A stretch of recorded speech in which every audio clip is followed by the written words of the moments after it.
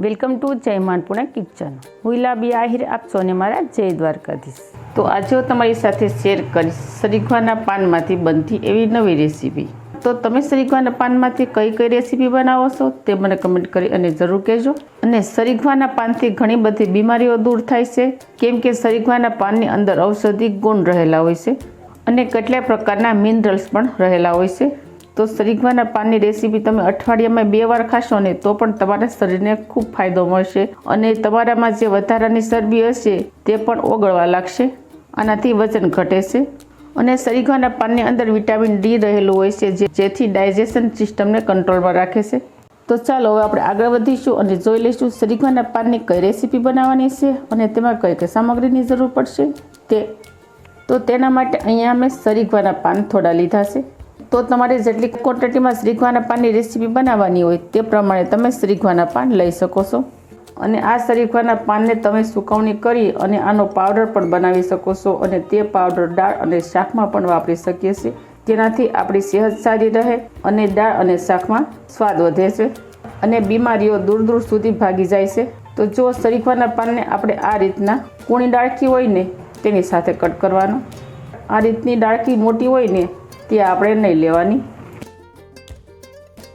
અને જો એકદમ કૂણા પાન હોય ને તેને આપણે કૂણી ડાળખી સાથે કટ કરવાના. આ રીતે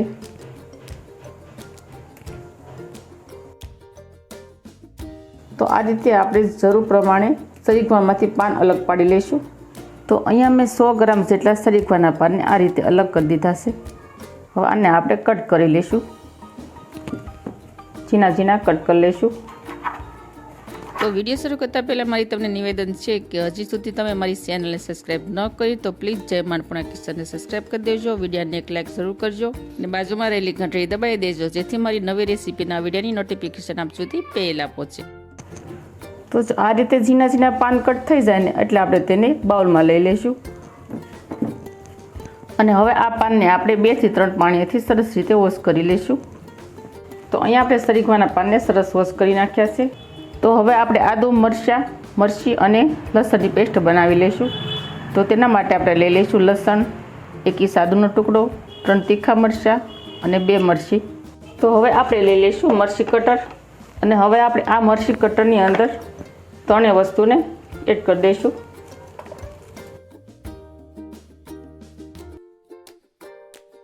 હવે આ 3 વસ્તુની આપણે સરસ પેસ્ટ બનાવી લઈશું. તો અહીંયા આપણે આદુ, મરચાં અને લસણની પેસ્ટ પણ તૈયાર કરી નાખી છે સરસ રીતે. તો હવે આપણે લઈ લઈશું 1 નાની દૂધી. તો હવે આપણે લઈ લઈશું 1 નંગ દૂધી. દૂધી અત્યારે મેં મીડિયમ સાઇઝની લીધી છે અને વજનમાં જોઉં તો 150 ગ્રામ દૂધી છે. તો દૂધીમાંથી આપણે હવે ડંઠલનો ભાગ અલગ પાડી લઈશું અને દૂધીની ઉપરથી આપણે સાલ ઉતારી લઈશું. હવે આ દૂધીને આપણે ખમણીના મીડિયમ મોલથી ખમણી લઈશું. તો અહીંયા આપણે દૂધીને પણ સરસ રીતે ખમણી નાખી છે. હવે આપણે આગળની પ્રોસેસ કરીશું. તો હવે આપણે કોઈ પણ આ રીતનું મોટું વાસણ લઈ લઈશું. તેની અંદર આપણે વોશ કરેલા સરીગવાના પાન લઈ લઈશું. ત્યારબાદ ખમણેલી દૂધી એડ કરી દઈશું. ત્યારબાદ એડ કરી દઈશું આપણે 1 નંગ ડુંગળીના ટુકડા. ડુંગળી તમે ખાતા હો તો લઈ શકો છો, ન ખાતા હોય તો તમે આને સ્કીપ પણ કરી શકો છો. 2 ચમચી લઈ લઈશું લીલું લસણ. ત્યારબાદ એડ કરી દઈશું આદુ, મરચાં અને લસણની પેસ્ટ. થોડા લીલા ધાણા એડ કરી દઈશું.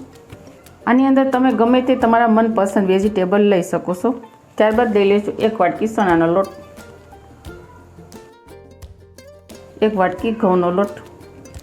તો ઘઉંનો લોટ છે તે ઝીણો લીધો છે, જે આપણે રોટલી બનાવવામાં યુઝ કરીએ છીએ તે. અડધી વાટકી જેટલો લઈ લઈશું આપણે ચોખાનો લોટ. આની અંદર તમે બાજરી, જુવાર, રાગી કોઈ પણ લોટ એડ કરી શકો છો. 1 નાની વાટકી લીધો છે અહીંયા મેં જુવારનો લોટ. તો હવે આવશે રૂટિંગ મસાલા. તો રૂટિંગ મસાલામાં આપણે સ્વાદ અનુસાર મીઠું એડ કરી દઈશું. અડધી ચમચી હળદર પાવડર એડ કરી દઈશું. અડધી ચમચી ધાણા જીરું પાવડર એડ કરી દઈશું. 5 ચમચી લાલ મરચું પાવડર એડ કરી દઈશું. આપણે આગળ આદુ, મરચાં અને લસણની પેસ્ટ એડ કરી છે એટલે આપણે તે પ્રમાણે જોઈને મરચું એડ કરવાનું. વધારે તીખું થઈ જાય તો નાના બાળકો ન ખાઈ શકે અને જો વધારે આપણે મરચું એડ કરી દઈએ તો થોડો કલર પણ શેષ થઈ જાય છે. એટલે આપણે બને ત્યાં સુધી મરચું ઓછું જ એડ કરવાનું.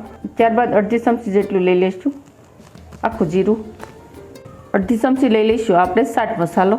તમે ચાટ મસાલાની જગ્યાએ કાળું મીઠું મતલબ સંસળ પણ લઈ શકો છો. અને ત્યારબાદ આપણે 1 લીંબુનો રસ એડ કરી દઈશું. લીંબુનો રસ એડ કરવાથી પણ નાસ્તો સોફ્ટ બને છે અને પોચો બને છે. ત્યારબાદ લઈ લઈશું 2 ચમચી જેટલું તેલ.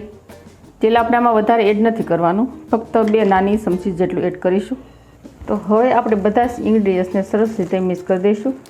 અને આપણે દૂધીમાંથી પણ પાણી નથી કાઢ્યું, એટલે જેમ જરૂર પડે ને એમ જ પાણી એડ કરવાનું.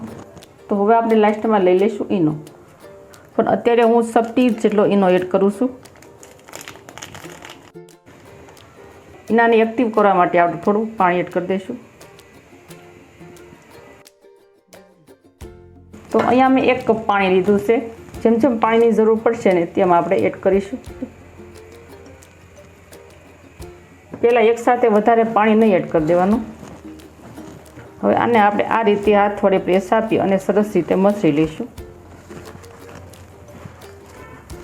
જો અહીંયા આપણે આ રીતનો લોટ બાંધી દીધો છે. હવે આપણે હથેળીમાં 1 ચમચી જેટલું તેલ એડ કરી દઈશું અને ફરીથી આપણે લોટ ઉપર લગાડી દઈશું, જેથી લોટ છે તે હથેળીમાં ચીપકે નહીં. તો જો આપણે આ લોટની કન્સિસ્ટન્સી છે ને આ રીતની રાખીશું. જો તમે જોઈ શકો છો, વધારે ઢીલું પણ નથી અને વધારે ડ્રાય પણ નથી. જો આ રીતે. તો એટલો લોટ બાંધવામાં મારે 25% પાણીની જરૂર પડી છે. જો 75% પાણી હજી કપમાં જ પડેલું છે. તો હવે આપણે સ્ટીમરની પ્લેટ લઈ લઈશું. તેમાં આ લોટમાંથી આપણે આ રીતના મોટા મોટા મુઠિયા વાળી લઈશું. મુઠિયાની સાઇઝ થોડીક જાડી રાખવાની. અને જ્યારે તમે સ્ટીમર પ્લેટમાં મુઠિયા રાખો ત્યારે તેની ઉપર થોડું ઓઇલ ગ્રીસ કરી લેવાનું. તો હવે આ પ્લેટને આપણે સ્ટીમર કુકરમાં રાખી દઈશું સ્ટીમ થવા માટે. તો હવે આ પ્લેટને આપણે સ્ટીમર કુકરમાં રાખી દઈશું. અને હવે આ નાસ્તાને આપણે 15 મિનિટ સુધી સ્ટીમ થવા માટે રાખી દઈશું. અને ગેસની ફ્લેમ મીડિયમ રાખીશું. તો 15 મિનિટ થઈ ગઈ છે. આપણે 15 મિનિટ બાદ આપણે ઢાંકણ ખોલી લઈશું.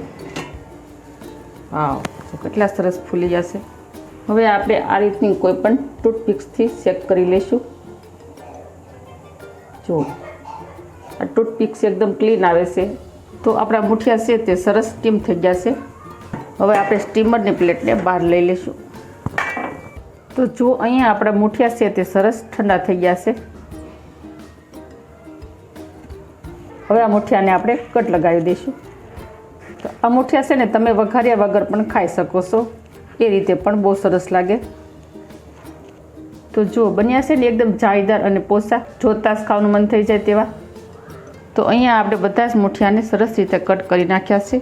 તો હવે આપણે આનો વઘાર કરી લઈશું. તો તેના માટે આપણે જઈશું ગેસ તરફ. તો ગેસ ઓન કરી અને આપણે ગેસ પર પેન રાખી દઈશું. અને પેનની અંદર આપણે 3 ચમચી જેટલું તેલ એડ કરી દઈશું. તેલ ગરમ થઈ જાય એટલે આપણે અડધી ચમચી જીરું એડ કરી દઈશું. જીરું તતરી ગયા બાદ આપણે 1 ચમચી જેટલા તલ એડ કરી દઈશું. 2 લાલ મરચાં સૂકા એડ કરી દઈશું. થોડું લાલ મરચું એડ કરી દઈશું. ત્યારબાદ આપણે મુઠિયા એડ કરી દઈશું.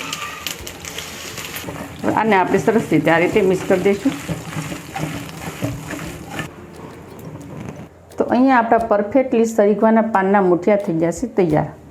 તમે પણ આ રીતે સરીગવાના પાનમાંથી અલગ અલગ રેસીપી બનાવજો, બહુ સરસ લાગશે. તો આ રેસીપી ખાવાથી ડાયાબિટીસ અને કોલેસ્ટ્રોલ કંટ્રોલમાં રહેશે. તો ફ્રેન્ડ, તમને આ રેસીપી કેવી લાગી તે મને કમેન્ટ કરી અને જરૂર કહેજો. અને મારી આવી જ નવી નવી રેસીપીઓ શીખવા માટે જય માનપુણા કિચનને સબસ્ક્રાઈબ કરી દેજો. વિડીયોને એક લાઈક જરૂર કરજો અને ફ્રેન્ડ અને ફેમિલીમાં વધુને વધુ શેર કરજો. તો આ રેસીપી તમે ટમેટા કેસપ સાથે, આમલીની ચટણી સાથે, ગ્રીન ચટણી સાથે, દહીં સાથે, કંઈ પણની સાથે ખાઈ શકો. ચા સાથે પણ બહુ સરસ લાગે છે. તો આવજો, ફરી મળીશું આવી જ નવી રેસીપીઓ સાથે. ત્યાં સુધી થેન્ક યુ. જય દ્વારકાધીશ, જય સિયારામ, ધન્યવાદ.